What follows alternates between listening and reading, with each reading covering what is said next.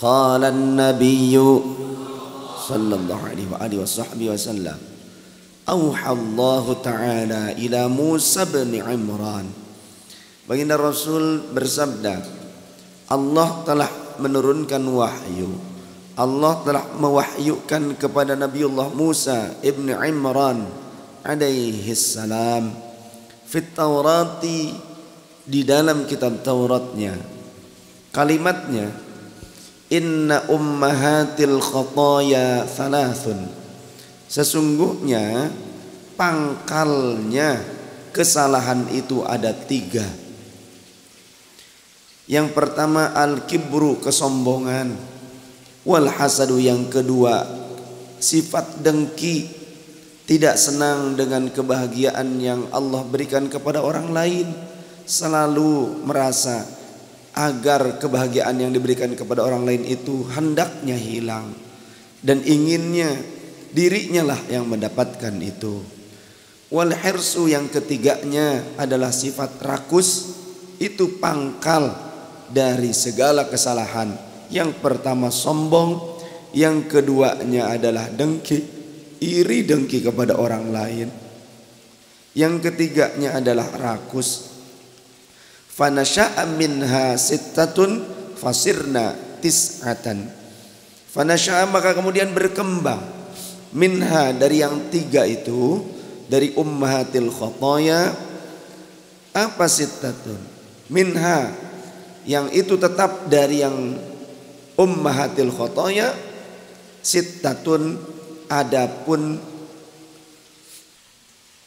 fasirna tis'atan, maka dari yang 6 pun menjadi 9. Al-ula, adapun yang pertama, minas sittati, dari yang 6 perkara tersebut,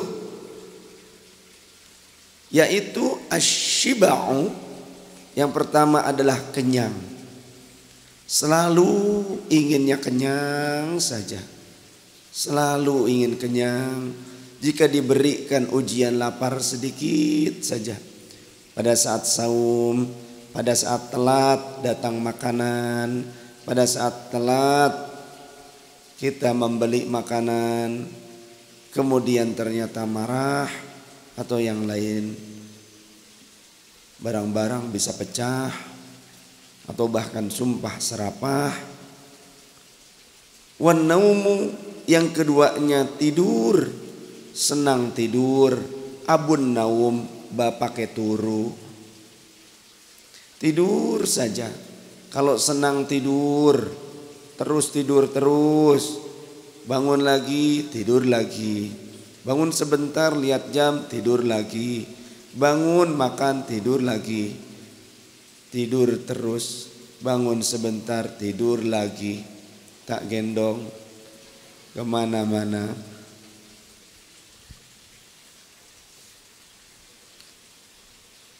Kalau yang senang tidur diberi gelar abun naum, bapaknya turu, tidur terus, bapaknya tidur.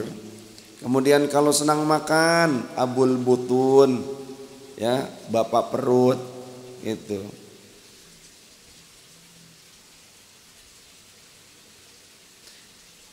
Kemudian pangkal kesalahan yang lainnya, yang 6 itu, yang ketiganya wahubbul amwali, dan mencintai harta benda.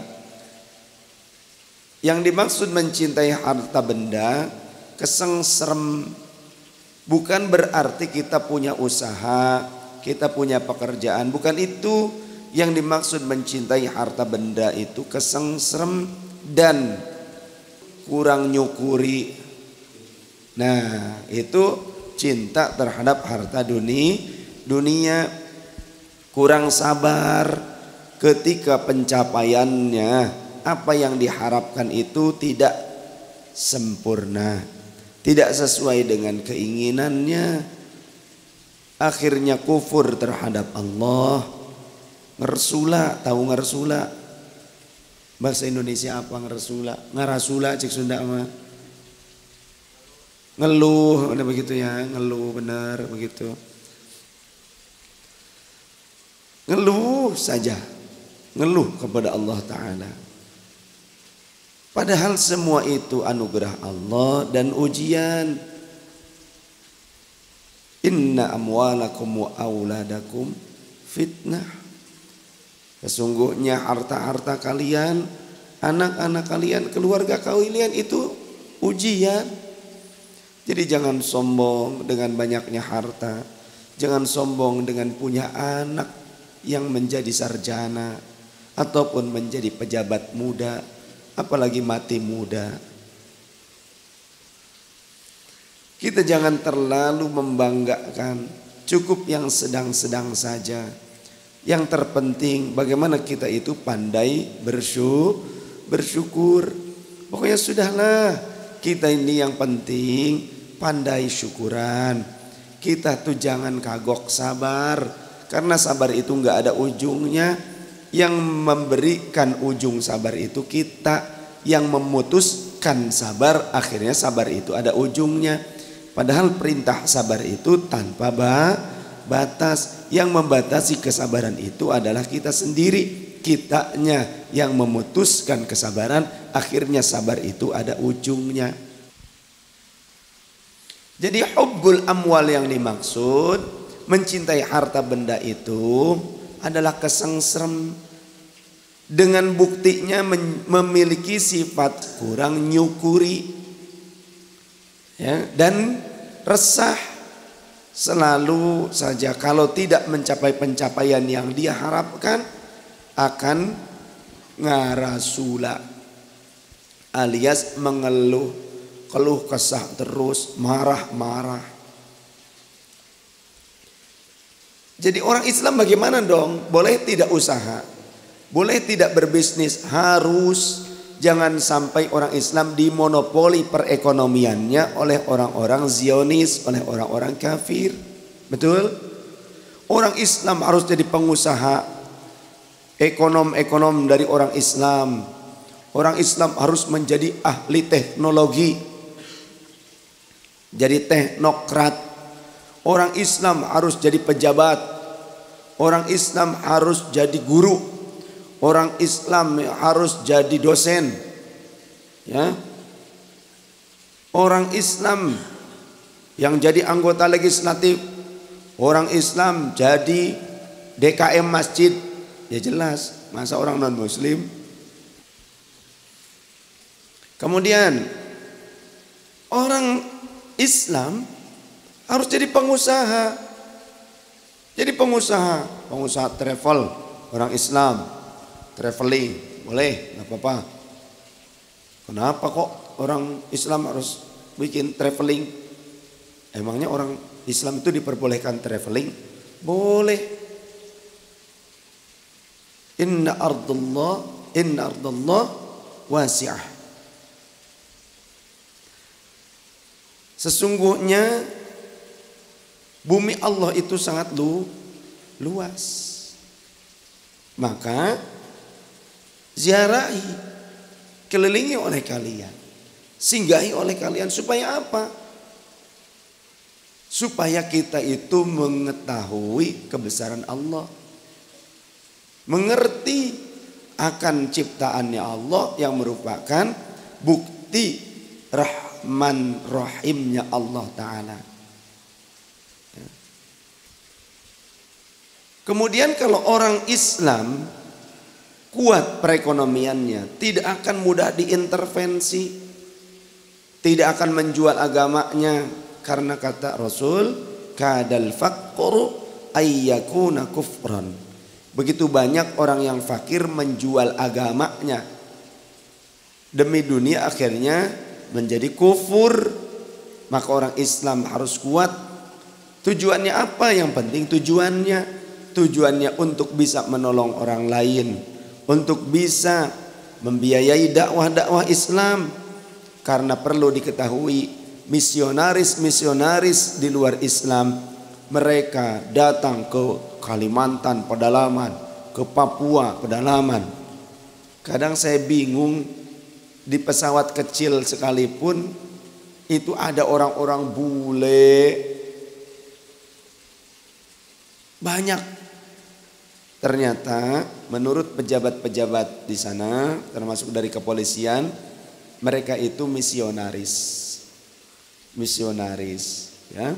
Masuk ke pedalaman-pedalaman. Lantas mereka itu dari mana biayanya? Mereka enjoy begitu. Sedangkan mereka punya keluarga, gak mungkin enjoy tanpa makan. Orang hidup mah, ya. Karena biayanya besar. Kemudian mereka membuat rumah ibadahnya megah sekali. Tuh. Maka orang Islam juga harus kaya. Pengusaha-pengusaha banyak, orang-orang non-muslim banyak-banyak. Mereka itu ada yang mengeluarkan, menebus surat indulgensi, penebusan dosa. Ada yang dosa ditebus, orang kaya enjoy. Tinggal berani bayar, dosanya hilang. Nah itu ada. Ya, kesalahan-kesalahan i'tikad seperti itu di luar Islam. Nah, kemudian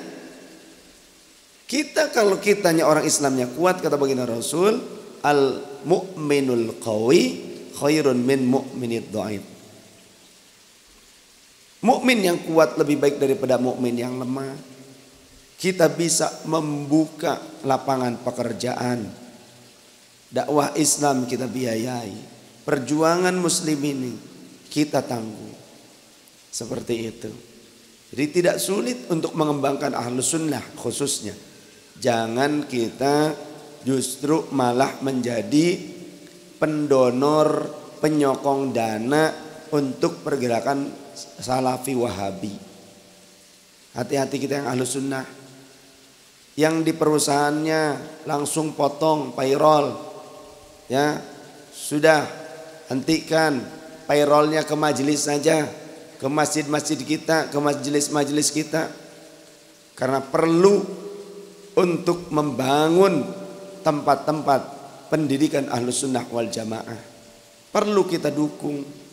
Karena kalau tempat pendidikan ahlus sunnah wal jamaahnya tidak didukung, masjidnya nanti yang isinya wahabi. Instansi-instansinya nanti wahabi. Ya, karena wahabi besar dananya dari luar negeri. Kemudian dengan cara seperti itu orang wahabi yang jadi pejabat-pejabat di perusahaan, mereka membuat satu sistem, ya, pengumpulan dana sistematis dengan cara payroll. Tidak dijelaskan kepada karyawan, padahal nanti mereka yang mengelola. Diutamakan kemana? Diutamakan ke tempat-tempat pendidikan wahabi.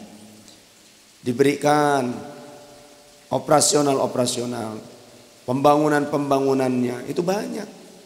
Dana pendidikan anak-anaknya, anak-anak yatimnya. Kemudian juga kendaraan-kendaraan operasional. Untuk operasional para asatidnya. Itu dari mana? Ternyata dari dana antum semua yang dipotong otomatis dari via sistem payroll. Ridho apa tidak? Ridho apa tidak? Mau terus berjalan begitu? Sedangkan tempat-tempat ahlus sunnah wal jamaah, tempat-tempat pendidikannya terbengkalai banyak. Oke, kalian tidak usah pikirkan majelis saya, nggak usah, nggak apa-apa. Pikirkan yang lain yang ahlus sunnah, tapi masih banyak. Antum tidak memikirkan majelis ini, tidak apa-apa. Yang penting antum ngaji istiqomah gitu aja, udah, saya sudah senang. Ya, antum nggak usah mikirin beliin beras, sudah beras ada dari kami, sudah buat makan jamaah, sudah, nggak apa-apa. Yang penting antum ngaji dan antum semuanya perhatikan tentang tempat-tempat pendidikan ahlus sunnah wal jamaah, tempat-tempat pendidikan NU, asbu aja yang tulen, bukan yang salafi wahabi. Itu saja sudah cukup buat saya.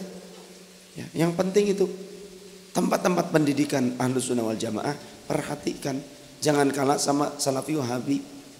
Setuju? Setuju? Udah biarin aja majelis mah, urusan saya sama Gusti Allah. Begitu ya. Toh belum selesai juga jamaahnya sampai ke jalan-jalan. Ya, bentar lagi ngisi rumah orang. Udah nyampe ke pagar rumah orang. Bentar lagi loncat ke rumah orang. Ngapain? Mau beli rumah katanya, rumah-rumah yang sebelah-sebelah dibeliin buat tempat jamaah. Amin. Kita lanjutkan. Mana lagi yang menjadi pangkal kesalahan? Wa hubbut tsana'i, dan cinta dengan pujian. Mencintai pujian, jika dipuji semakin bertambah rajin ibadahnya. Tapi jika dicaci, jika diuji, maka akan surut ibadahnya, akan berkurang. Itu berarti ibadah bukan karena Allah, tapi ibadah karena pujian. Ketika dipuji, semakin semangat jihadnya, semakin semangat perjuangannya. Tapi jika dicaci maki, difitnah, surut, melempem, buat kita tetap teguh, tangguh, utuh. La khaufun alaihim wa lahum yahzanun. Tidak ada rasa takut, rasa sedih atas urusan duniawi. Mau dipuji, mau dicaci, tidak menjadikan kita berubah. Tetap kita lebih semangat untuk terus memperjuangkan akidah Ahlussunnah wal Jamaah. Sallallahu alaihi Nabi Muhammad. Setuju? Begitu saja. Mau hujan, mau panas, geledek dordar, masa bodoh, kita tetap dakwah. Kita tetap memperjuangkan akidah Ahlussunnah wal Jamaah. Kita lawan upaya pembodohan umat yang dilakukan oleh orang-orang Salafi Wahabi yang disusupkan ke dalam tubuh Islam, yang mereka selalu membodohi umat, yang sunnah dianggap bid'ah, yang sunnah dianggap syirik, sehingga kekuatan-kekuatan spiritual Islam semakin melemah. Maka mereka itu boneka-boneka yang disusupkan ke dalam tubuh Islam supaya kekuatan spiritual Islam melemah. Mana contohnya? Zikir. Mereka membatasi zikir, tidak boleh lebih dari 100 kali zikiran. Itu yang dikatakan Wahabi, i'tiqadnya Wahabi. Maka berarti ini sudah ada upaya untuk meminimalisir zikrullah. Sedangkan zikrullah salah satu kekuatan umat Islam, sehingga kiamat pun tidak berani datang. La taqumus sa'atu hatta la yabqa ala wajhil ardi may yaqulu Allah. Kiamat tidak berani datang selama di muka bumi masih ada orang yang mengucapkan Allah, Allah. Tapi sekarang Salafi Wahabi bilang zikir Allah, Allah, Allah, Allah, Allah, Allah itu tidak berfaedah, bid'ah, haram menurut mereka. Masya Allah. Sedangkan Rasul menjelaskan tentang zikir kalimat Allah, Allah. Wahabi bilang bid'ah, haram. Kita ikut siapa? Ikut Rasul apa ikut Wahabi? Orang Wahabi bilangnya ikut Rasul loh. Orang Wahabi bilangnya ikut Rasul. Jadi ikutannya itu beneran apa bohong? Bohong. Jadi mereka itu membuat propaganda untuk menipu umat. Maka kalau ada orang Wahabi ngaku NU, mereka itu NU-nya nipu umat. Setuju? Kemudian wal mahmadati, mencintai selain pujian juga mencintai sanjungan. Kalau disanjung, diangkat-angkat, senang. Kita itu jangan terlalu senang kalau diangkat-angkat, disanjung-sanjung. Justru sebaiknya kita ucapkan inna lillahi wa inna ilaihi raji'un di dalam kalbu kita.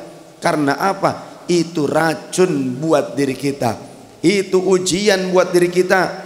Jangan ini mas sebaliknya, kalau diuji dengan caci maki, wah kayaknya gimana gitu, kiamat kayaknya. Tapi kalau dipuji, senang, dapat jempol aja udah senangnya luar biasa. Yang like banyak, begitu kan? Apalagi kalau ada yang komentarnya pujian-pujian, hidung tuh udah kayak payung, wah berkah. Udah kayak ini apa namanya tuh, jamur merekah, terus begitu. Aduh. Itu penyakit berarti kalau kita sangat senang jika dipuji. Kemudian kita bersedih jika ada orang yang mencaci maki kita. Maka bisa jadi ada penyakit di dalam kolbu kita. Ya, penyakit apa? Hubbus tsana wal mahmadati. Cinta dengan pujian juga cinta dengan sanjungan. Itu penyakit, itu najis batin. Bersihkan, keluarkan. Itu najis batin. Itu najis batin. Akhirnya kalau kita cinta dengan sanjungan dan cinta dengan pujian, kita tidak akan berpikir rasional. Kalau ada orang datang menyanjung-nyanjung kita, memuji-muji kita, kita percaya. Akhirnya orang itu pinjam duit atau lain sebagainya, glosor, ternyata kabur, hilang. Itu karena kitanya senang dipuji, senang dengan sanjungan. Oh, kita tidak objektif berpikir. Jadi tidak waras. Halo, masih waras? Salam waras. Wa hubbur riyasati, dan juga cinta jabatan. Jangan terlalu cinta dengan jabatan. Itu sementara, bahkan itu merupakan ujian dan amanah besar. Kalau kita tak mampu membawanya, dosanya ngendap di nerakanya lama mau. Ketika kita merugikan orang banyak dengan jabatan kita, kita akan menerima keburukan-keburukan dari orang banyak, nampung dosa orang lain, sedangkan kebaikan kita dicomot, dibagi-bagikan kepada orang lain. Yang dirugikan oleh kita yang memiliki jabatan tapi tidak amanah. Jadi jabatan itu jadikan sebagai khidmat, bukan pencapaian. Jadikan jabatan yang engkau terima sebagai amanah untuk khidmat, untuk bermanfaat. Khairun nas anfa'uhum linnas, bukan untuk mencapai satu tujuan pribadi, bukan untuk pencapaian nafsu, bukan, tapi untuk khidmat. Semoga jamaah Ahbabur Rasul yang menjadi pejabat memang benar-benar tujuannya khidmat dan amanah, ditolong Allah, bisa jaga diri, jaga amanah. Amin. Wallahu a'lam bishawab. Ada yang mau bertanya? Silahkan.